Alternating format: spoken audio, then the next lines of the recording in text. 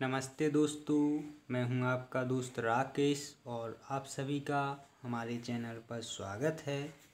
आज हम पढ़ेंगे हिंदी साहित्य के इतिहास के कुछ स्मरणीय बिंदु।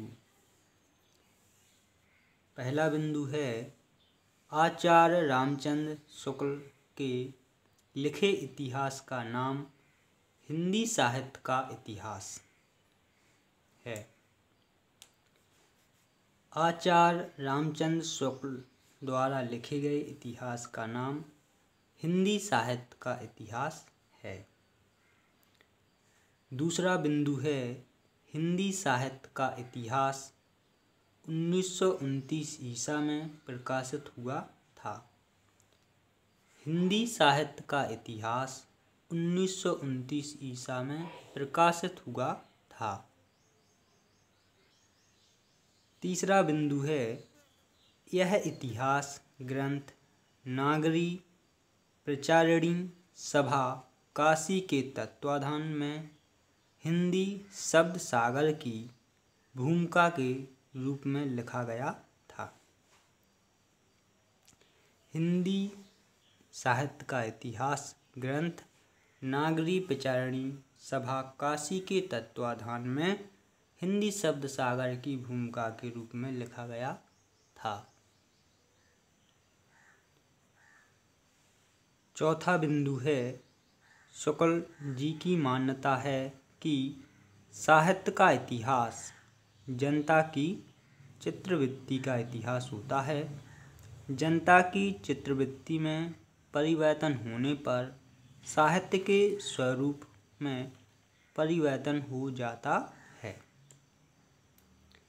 आचार्य रामचंद्र शुक्ल का मानना है कि साहित्य का इतिहास जनता की चित्रवृत्ति का इतिहास होता है और जनता की चित्रवृत्ति में परिवर्तन होने पर साहित्य के स्वरूप में भी परिवर्तन हो जाता है। पांचवा बिंदु है शुक्ल जी ने कालों के नामकरण विधान प्रवृत्ति के आधार पर किए हैं। आचार्य रामचंद्र शुक्ल जी ने कालों के नामकरण प्रधान प्रवृत्ति के आधार पर किए हैं।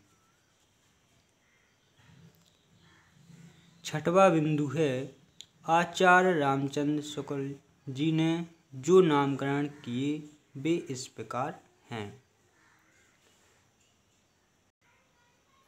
पहला है आदिकाल या वीरगाथा काल, संवत 1050 से 1375 तक। दूसरा है पूर्व मध्य काल या भक्ति काल,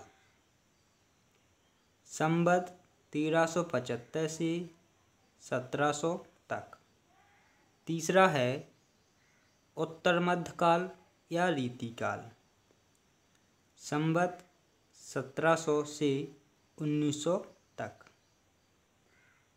और चौथा है आधुनिक काल, संवत 1900 से अब तक।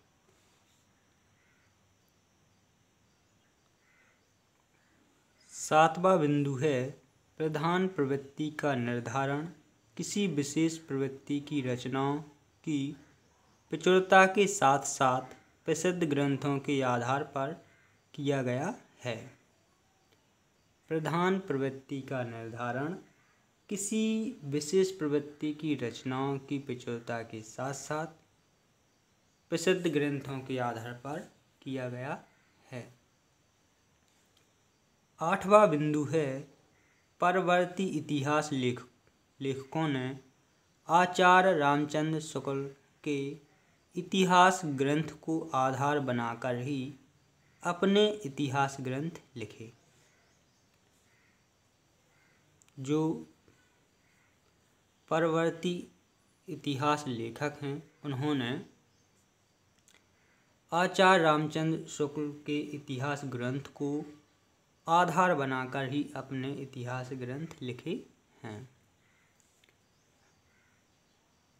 9वां बिंदु है आचार्य रामचंद्र शुक्ल का जीवन काल 1884 से 1941 ईसा तक है। 10वां बिंदु है इतिहास लेखन की 4 पद्धतियाँ होती हैं। पहली है वर्णानुक्रम पद्धति, दूसरी है काल क्रमानुसारी पद्धति, तीसरी है वैज्ञानिक पद्धति और चौथी है विधेयवादी पद्धति।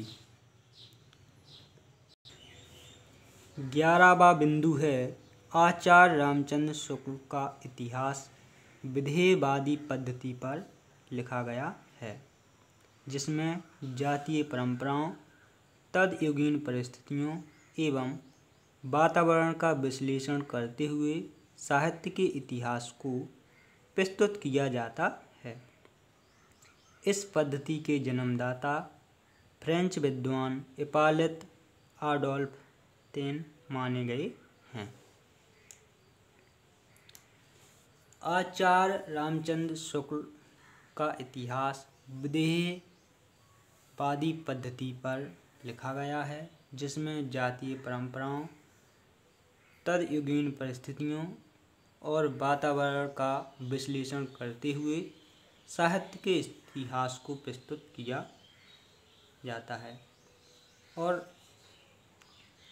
विधेयवादी पद्धति के जन्मदाता हैं फ्रेंच विद्वान हिप्पोलिट आडोल्फ तेन जी।